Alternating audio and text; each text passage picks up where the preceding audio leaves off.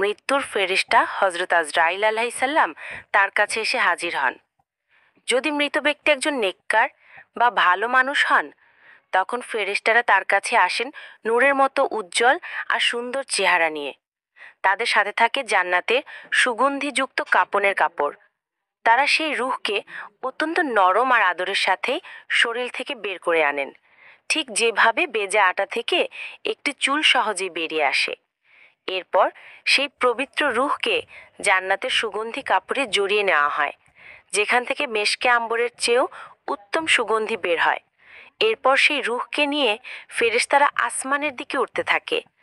যখন কোনো আসমানে ফেরেশতাদের পাশ দিয়ে যান, তখন ফেরেশতারা জিজ্ঞেস করে, এই পবিত্র রূহটি কার?